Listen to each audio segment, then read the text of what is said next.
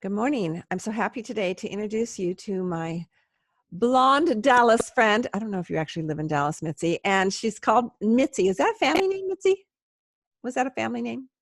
It was a friend of my mother's. A friend of my mother's, yes. Oh, so She sweet. said, I met Mitzi at She Speaks, I believe, though we may have seen each other online "Yes, before then. And we just stayed, we kept up our friendship online.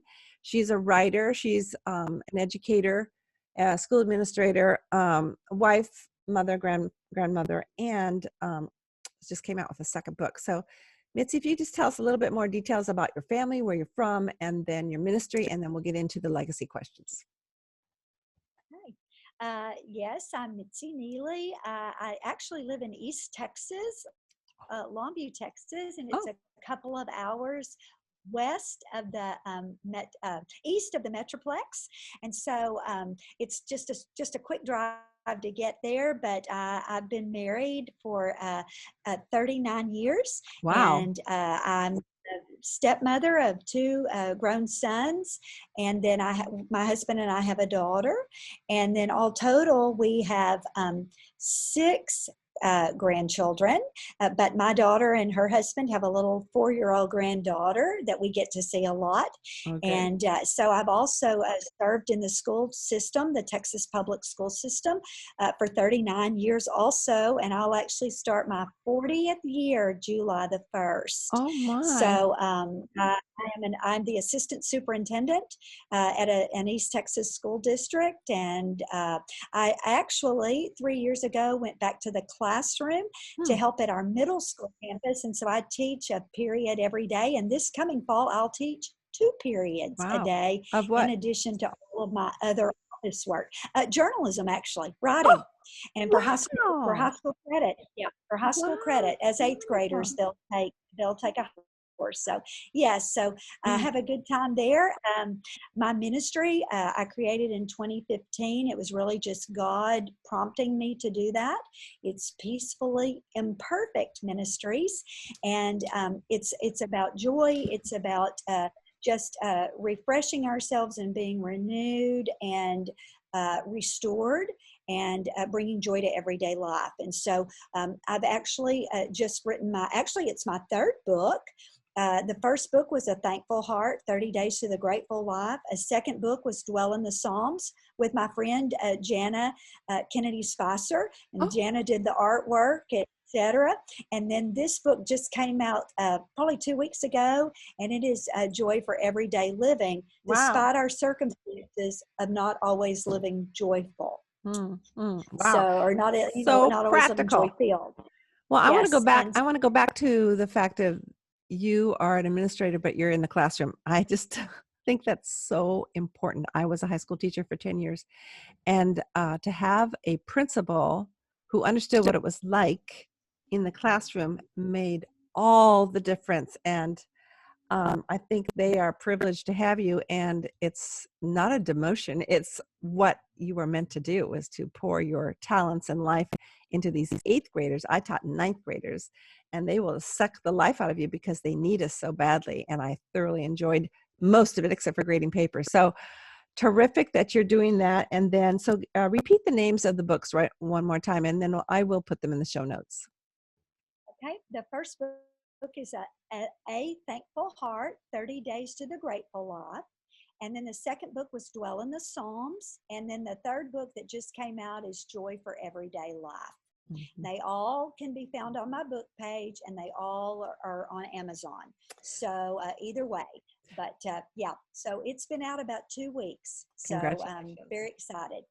And Uh, cup, all the book money, by the way, that's to tell you, everything goes to the Girls Aloud Scholarship Fund, oh, which helps support high school graduates, young women, in their pursuit of a college education. So in three wow. years, we've given 11 scholarships that range from $500 to $1,000 a piece. So it's not a lot, but it helps. So we're happy to do that. Well, as a parent of three girls who go to college, it helps. And how generous of you to do that. I have so many questions for you, but what made you think of that title for your website, Peacefully Imperfect? I was really looking for I thought a phrase or a description that could say, I guess it was because God is just it really, in, I guess, spoken to me about how how content we need to be, a more calm life, and yet I'm not perfect, nor will I be until I'm I'm heaven bound with Him, and it was just to be okay with that, but to aspire, continue to aspire to be like Him. So Mm-hmm. yes, we're filled with imperfections here in this earthly life, and it's okay. He already knows that. So it was just to say to women everywhere, you know what, we can do this.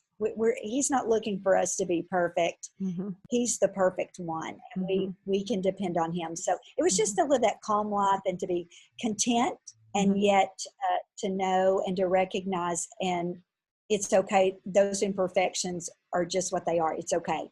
We just work through those. Do you feel like sometimes you feel more like, oh, I'm really trusting God for this, and so I'm totally content? And does that fight sometimes with the feeling of, I will never be good enough, or I'm never content enough, or how come I can't be more thankful? I mean, do you struggle that way? I think we all struggle that way. I mean, I have to really catch myself because uh, somebody asked me one day, how can you just always be so joyful and gracious and grateful? And don't you ever have anything bad happen? Or say, yes, yes, we do. Absolutely. Yes, we all do.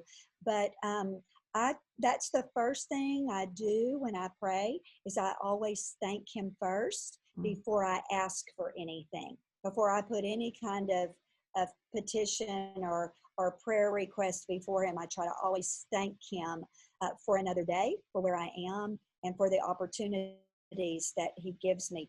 I'm going to be real honest, Sue, even when I don't understand the outcome of something sometimes, and I question, Lord, I don't understand. I'm grieving, I'm hurt, I'm emotional, I'm a mess, but mhm, I don't have, your word tells me I don't have to understand. I mhm, have to trust that He saw the big picture. He sees it bigger than anything I could ever imagine, and I have to trust that. So mhm. yes, it's hard. Sometimes I want to go, Lord, I don't get it. I don't get it. I know I don't get it. But When did you we start have, that? Do you recall when you actually started that habit? I think it's a habit that we have to learn. I don't have it. I don't start every prayer time with Lord, I thank you. And I think that's a such a valuable habit. Actually, he told me this morning in my prayer time because I was reading Jesus Calling and about praising God. I thought, I don't praise Him enough, and I was convicted. So here, this is double whammy for today. I think God's speaking to me through you as well. Do you recall a particular time when you actually said, Lord, I'm going to start all my prayer times with this way? probably, it's probably been about maybe 15 or 20 years ago where I had to just say, I've been in a place where I felt like I always call it the miry clay. The what? It's the pit, whatever, the miry muck and clay. That's what I call it. Hmm. And I've been there where I don't really know what kind of put me there, but I had to find my way out of that. And I just decided, you know what, Lord, you're there every step of the way for me. You know every situation, you know every disappointment, every cry, every hurt, everything. But still, you get me through it, and you're there with me. And I've been so blessed, and I owe you that. I've got to praise you more. Mm-hmm. So that's really how it all started. Hmm. Is I just really went through about 1999. I went through a really not a very long period, but kind of a dark period.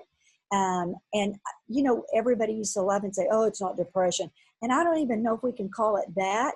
But I had to really, with the support of a friend, she really got me through it to say, you know what, you got to turn this over to God, and you got to let go of whatever the burden is, whatever it is that's dragging you down. Mhm. And I had to work through that. And when I came out on the other side, it was, Lord, I'm gonna thank you, and I'm gonna praise you, uh, whatever the whatever the circumstances.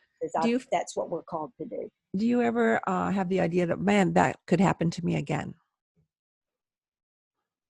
Mm-hmm. I think that's why I'm so cognizant of it, while I'm Oh. so thoughtful about it, is I don't ever want to go there again.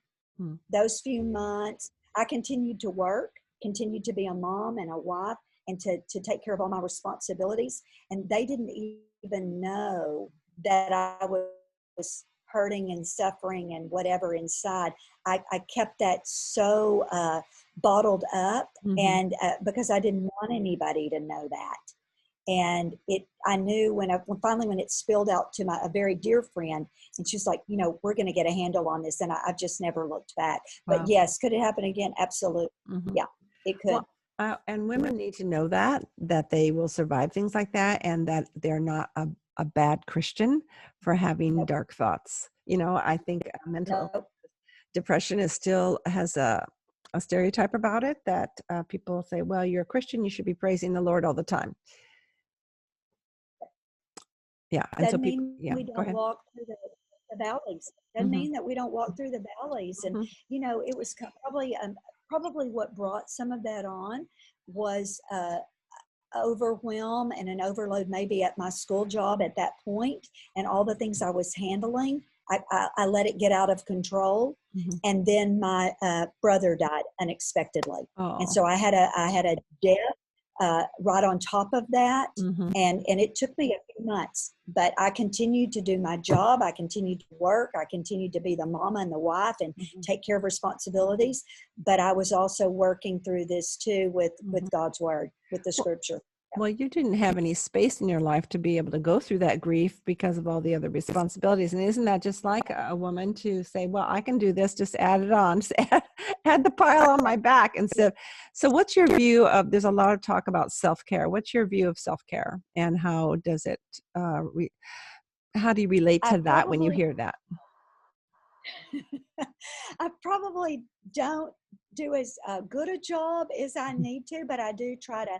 I exercise, I work out, I try to eat pretty healthy. I try to. I know I've allowed myself the whether somebody might think it's a luxury, but I've allowed myself for my body and my mind to get to the point that they say you got to have a break, Hmm. and I take some of that time. So I tried to take some time off and do some fun things that I want to do, or my husband and I want to do. And I see my grandbabies and, take care of those things. But I try to know when I've had enough, that I recognize that when I need the break. So, but I do work out.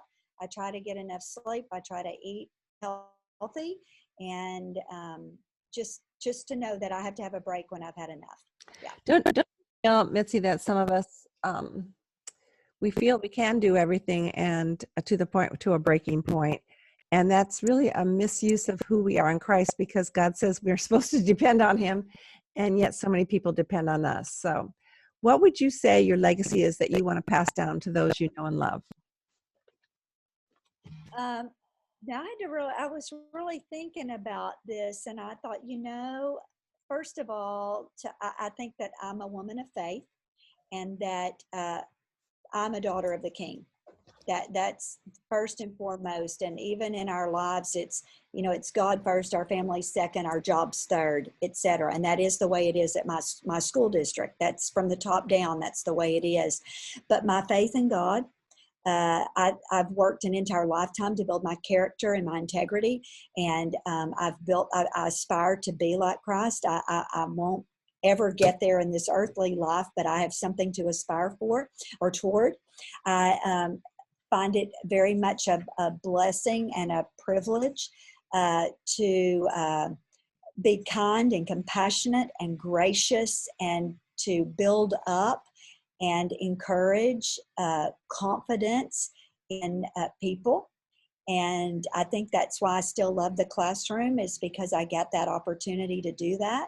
But in any of my bio pieces, you'll read the words where I can reach. One of the things I love is that I can reach across the generations, across the boundaries of the generations, young to old, and I can relate and love and respect you.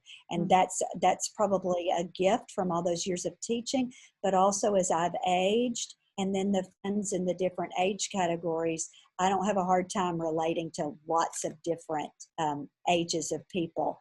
I think probably for our daughter, and I hope for my stepsons as well, but I hope for our daughter and our grandchildren that I have, that they see that my husband and I were very committed to one another. We are best friends, that we have been married a very long time, and that we love each other, and that we love our children and our grandchildren, and that we love others, just others, period.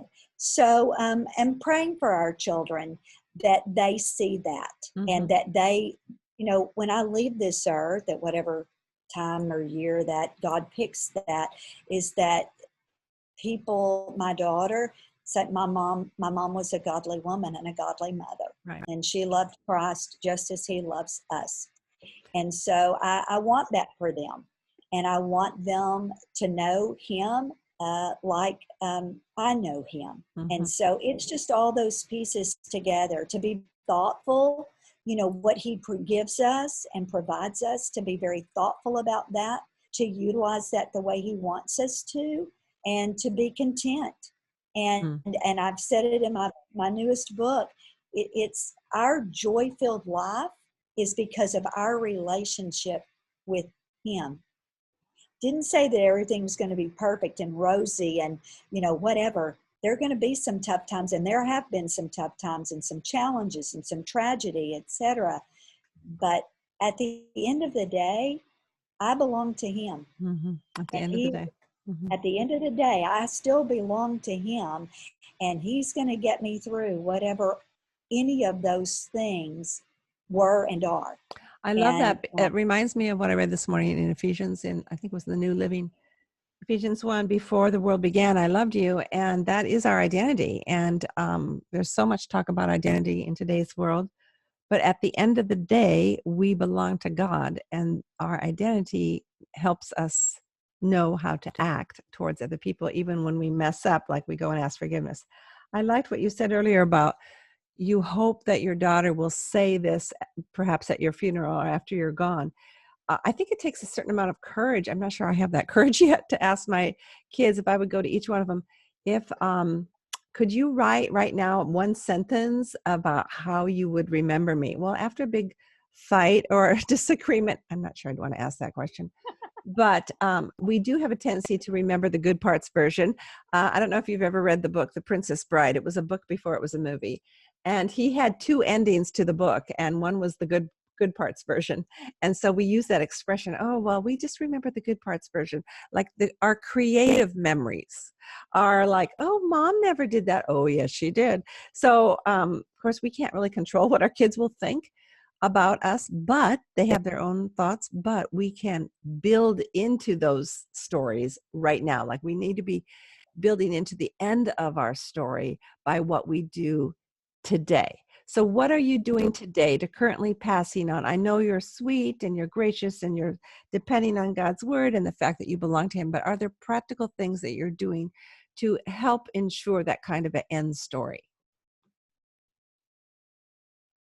I try to be very encouraging, particularly even with everyone, but my daughter particularly, just to be encouraging to her. To we talk about the scriptures. We talk about that habit of daily quiet time and meditation.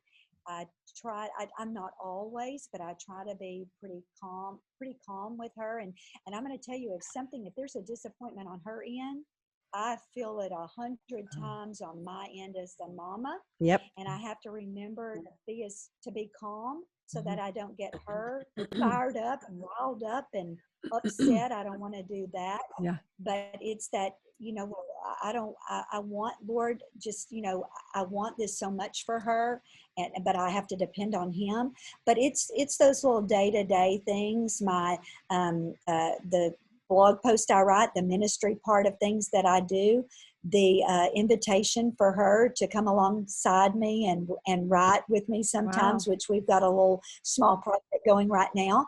That, by the way, I probably had to sort of drag her along initially because she was like, "Mama, I don't know if I have time." Like, no, we're going to do this. So that's been kind of fun for me anyway. But Hmm. I know that's why I said I hope she can say those. I hope she can, through Hmm. her grief and her sadness, I hope that she has those words and that's her memories. And but just those daily things, prayer life, uh, being kind and gracious, sharing with her, being able to have some friendship with her, Hmm. as opposed to just always being the mama, Yeah. because It's she is grown and she it's is a precious yeah, life and a mama. and Different. it's tricky. It's tricky not to say things that we know could help them when they haven't asked us to say them. And I'm still working on that, but shoot, something just left my mind. I guess that shows my age. But the fact that she is willing to come alongside of you and do some writing with you, that shows that you're having some success. Now, I was going to say this about when our children suffer at any age, it's interesting how that explodes in our own emotions. And that's where that expression, the mother bear, comes from, where we want to go and fight for our kids. And yet I have a girlfriend who's a lot more calm than me. She's kind of like a female version of my husband. And I know that's why God put her in my life, but she is able to say, God needs to meet my children just like he's met me, and I need to stay out of the way. And I think that's difficult for us verbal people, redheads and blondes, to keep our mouths closed and let God do his work. And then I think it builds my faith. Doesn't it build your faith when you see that God has done something even without our help? Funny how And that so one of works. the years ago, I had a student who told me, and I'm going to use my hands to show you. She would always say, "Miss Neely, work with me," and it's kind of what we say to God sometimes: "Work with me." And Mhm. he's not only working with us; he's working on behalf of us. He's in it, and he's ahead of it, whatever it is. And it's just us. It's us trusting Him to say, "Okay, I'm going to relinquish this as the Mama Lord, and I'm going to let you take it." And so those are some of the things that just trying to build that in her, and to one of the things I think God has called me to with young women, period, and with my kids, my students, it's boys and girls, but to help them to be courageous and help them to be confident, and to help them believe in themselves when often they don't, or And they how do you go about doing that? Just with words? building them and action, building them up, and maybe comments that I leave on their papers, because it is Hmm. writing. So Hmm. I have a lot of things, and to be able to praise them, Hmm. lift them up. I've had some success with our students being in the newspapers, and some of their writings have been in the newspaper, and they didn't know they could do that, and they were surprised. And they've had some good feedback from that. Just to know that they matter. Hmm. Everybody, they matter. Hmm. And so just through my, hopefully through my words and actions. Did you have to go through any changes to do this, or obstacles that you had to overcome to help bring this legacy about? I think some of it's through certainly through some of my life experiences. And I'll tell you, I grew up really as the middle child. I was born the middle child, but my brother was so much older that I ended up probably being raised as the oldest child. And so there was always a perfectionist tendency there that I needed, particularly in my school career, my elementary, high school. That I loved positive feedback, and I loved to be able to please people pleaser. Hmm. That I loved that and needed that, but in doing that, it built confidence in me, and Hmm. so I see how important that is. So it's been a mixture of my personal experience, and then what God has done through me. So Hmm. it's both. Okay. And do you want to leave my audience with any last words of wisdom? Uh, Probably to know that, and that's where peacefully imperfect comes from, is I make no bones about it. I'm not perfect. I'm not going to be in this earthly life, but I aspire every day to live like Christ, Mm. to honor Him. I want my family to know that I am fiercely loyal and protective. My school family's that way. I'm fiercely loyal and protective. That I have an unwavering faith, and that the light that shines within me is because of Christ. And I've been through some things, and I don't share all of that. I'm pretty private about some of that. I've been through some things that have caused me to develop some toughness and courage, and that those are things that have helped me be joy filled.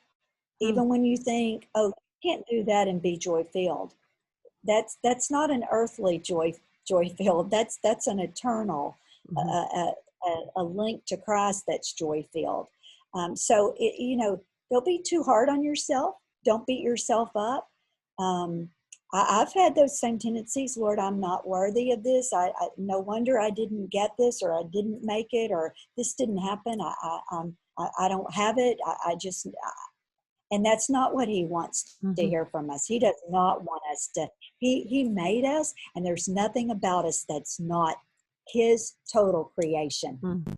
So I, I, I call that the less than mantra, where I feel less than somebody else. It's a comparison trap, and it's He so doesn't easy to want fall that. into it. No. Mhm. He don't Well, want us to compare.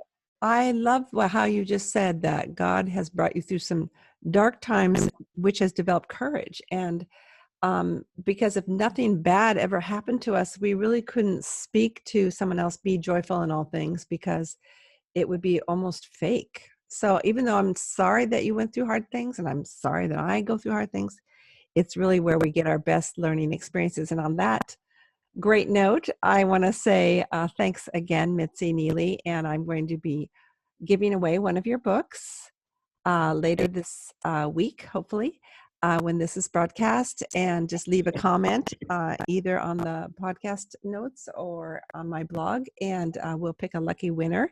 And we'll decide later which of the books. And also, you're going to be published or are published in Oh Wondrous Grace magazine, which is a magazine for the women at midlife, which I'm way past that, but they still like me, and they love you. So I think that is terrific. So thank you so much, Mitzi. I don't know why I called you Misty. Appreciate you being Thank here. you. Yeah, it's been a It's a blessing. privilege. Thank Privilege. you. Well, you're just always so joyful, and I think it's great that we remain friends all these years. So thanks again.